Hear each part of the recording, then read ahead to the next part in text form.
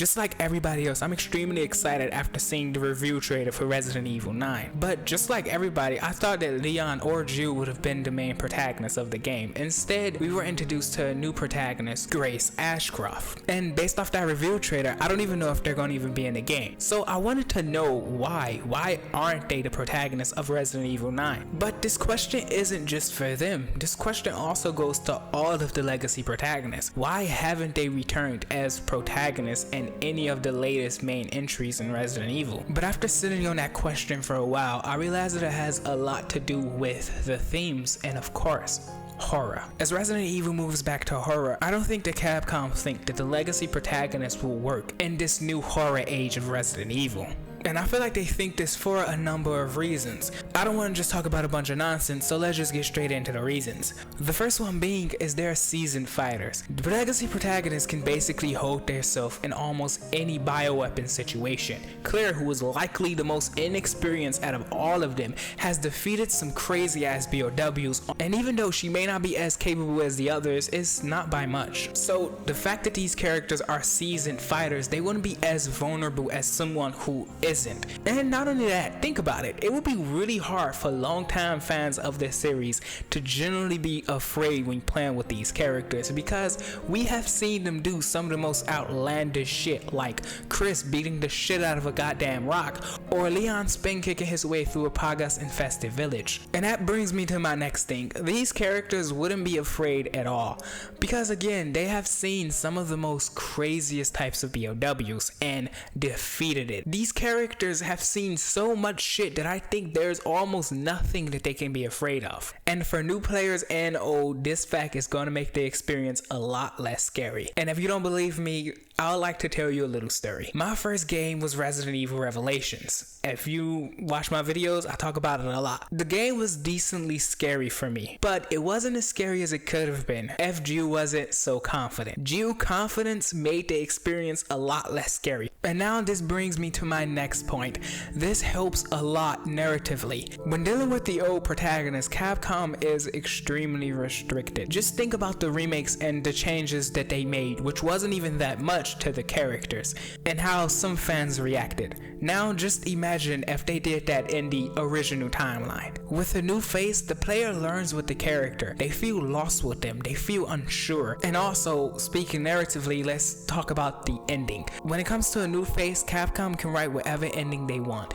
They can kill the character, or let the character live at the end. And let's just say the character dies at the end of the game, like Resident Evil 8. As fans, we feel so connected with this person because we spent so much time with them. But the fact is that their deaths isn't gonna change too much. Unlike if one of the legacy protagonists died. If one of the legacy protagonists dies in any Resident Evil game, I can promise you the series will go through one of the biggest change possible. Up there with Umbrella's downfall and Wesker's death. And I don't think Capcom right now is ready for that kind of change. And not only that, just think about how the fans will react. I probably wouldn't be able to pick up a Resident Evil game again, because we're dealing with people that we not only spent just 2 games with, like Ethan. Sure, his death was tragic. We're talking about people we spent years with. We have seen them grow from one point to the next, and to just strip them away from us? And yes, the legacy protagonists are way too important to the series to play around with their endings. So yes, because of the fact that they're so important, it's really hard to fear for this character's life, because we know Capcom is not about to kill them, right? Now let's go to what I said about themes. Starting with Resident Evil 7, Resident Evil has switched its themes, and this is another reason why I think Capcom doesn't think these characters will work. So as I mentioned, Resident Evil switched its theme. Starting with Resident Evil 7, the themes became family, identity, and trauma. Family is the most important one out of those two. Let's look back at Resident Evil 7. In Resident Evil 7, we introduced to the Baker family, or what I like to call the crazy Texas Chainsaw people. The Baker family is a core part of this game, and we are able to see how this family was destroyed by an evil little shit who herself just wanted a family. And Ethan himself, his goal is to find his wife, right? Mia was his wife, and he ends up kind of being adopted by this crazy Texas Chainsaw family because of Evelyn needs a father. But when you think about it, family is core part of this game. Then when you think about RE Village, how it goes more deep into parenthood, how a mother can become twisted with the loss of her daughter and Miranda, and how a father will sacrifice everything to protect his daughter and Ethan. And so yes, family is a core part of Resident Evil Village. Based off the review trailer of Resident Evil 9, you can tell that they are going to continue this trend. Once again, we're introduced to Grace Ashcroft, the daughter of Alyssa Ashcroft, a survivor of the raccoon incident. She is going to be investigating an area where her mother died, and I'm sure this game will go a lot more deeper into their mother-daughter relationship. Identity doesn't really play a huge role in Ethan's story.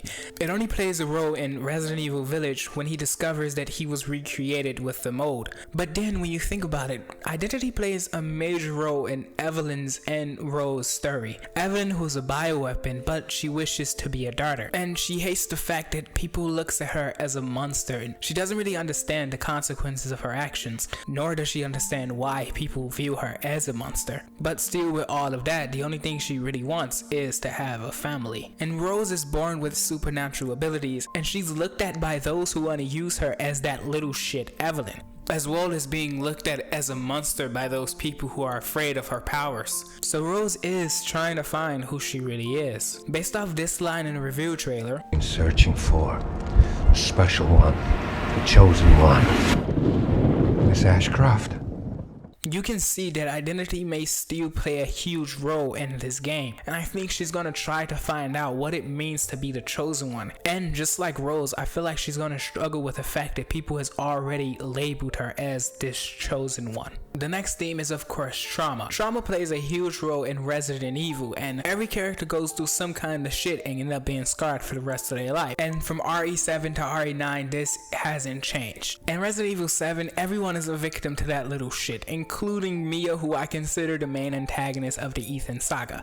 Like, just imagine the Bakers, who was still conscious, was able to see all the shit that Evelyn made them do, and Mia, who also knew exactly what that little shit was capable of, still fell under her control and had to witness everything that little shit made her do. Ethan, the entire game, Evelyn is kind of a victim too and goes through some kind of trauma. She's a bioweapon with the personality of a little girl. They have never ever treated her as a human. It's like they wanted her to go crazy. Like, why the hell would they give her the personality of a child if they did not expect her to become a monster when she's treated like a monster? And let's be honest, and it would have been even harder not to make her fall into becoming a monster, because you just gave a little girl this much goddamn power. That's like giving a kid who doesn't know what a gun is a gun. And in Resident Evil 8, every mother, father, and child lost someone, and it's amazing to see how each and every one of them handles it differently. Mia and Rose tries to keep Ethan's legacy alive, while Miranda tries to bring her daughter back to life. Not saying Miranda is wrong in that fact. And Resident Evil 9, which I expect is going to go through more with intergenerational trauma, with the fact that Grace is the daughter of the raccoon survivor Alyssa, and that she's going to investigate the place where her mother died. And we all know Grace is going to go through some traumatic fucking events. Not only is this Resident Evil, but did you see that goddamn trailer? And one of the things Capcom has done with these games is make them more personal. These stories are more personal stories. The stakes aren't real ending, but personal. And based off the trailer in Resident Evil 9, that doesn't really look like it's gonna change. Maybe the stakes might be a little higher, but the story is still going to be a personal story. If we look back at the Resident Evil games before Resident Evil 7, we get to see that the theme was more about power, ambition, and control, with some trauma sprinkled around to make it pretty. Ambition is probably the most important theme out of all of these themes, especially when it comes to the main antagonist, because they demonstrates a corrupt ambition and how it can not only destroy themselves,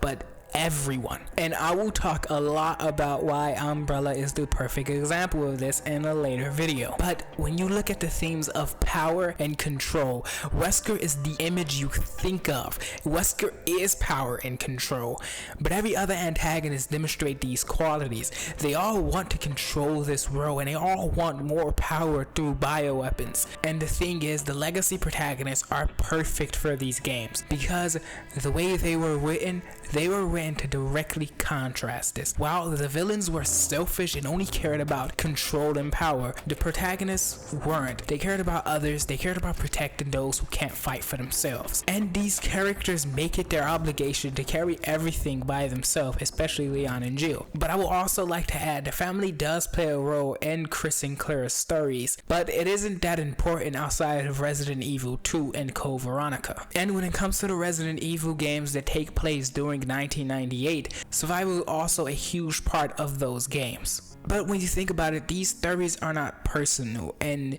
because of the themes are the way they are, usually the personal aspects of these character stories usually take the back seat, like identity. Every character had to find their way in this BOW world. And another great example of one that's completely taken the back seat is how these characters deal with their trauma. It's mentioned here and there, but it's usually mushed in between a bunch of action. But I do have to admit, as much as I love these over-the-top stories of these world-ending events, I also have to say that a personal story would not only add so much to these characters, but it is much needed. I don't think some fans would agree with me with this one.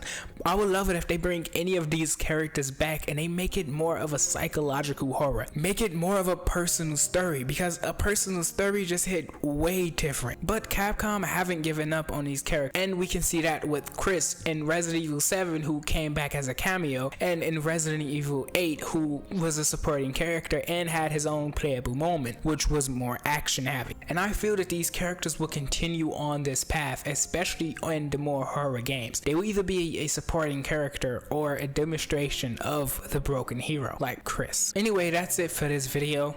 If you like it, you can give it a like. If you didn't, thank you for the watch time. This video, I do not know how long it turned out to be, but I had to make it up quick, so it may not be as polished as my other videos, especially since I mostly did this in like a few days. I might end up making a video and explaining who the hell is Grace and Alessa, because I know for a fact I had no idea who the hell they were until I read about them and watched the video. But this will definitely have to be after I play Resident Evil Outbreak. This video was not planned for this week. In fact, the video that I did have planned was a character analysis for Jill, which was almost finished, but once that review trailer was announced, I had to make this video. If you like anything horror game related, you can think about subscribing. I mostly talk about Resident Evil, but I will end up talking about more games later on, especially since I have a Silent Hill 2 video and a Bloodborne video planned. And if you have anything you want me to talk about, write it down in the comments. Y'all know I'll be in there a lot.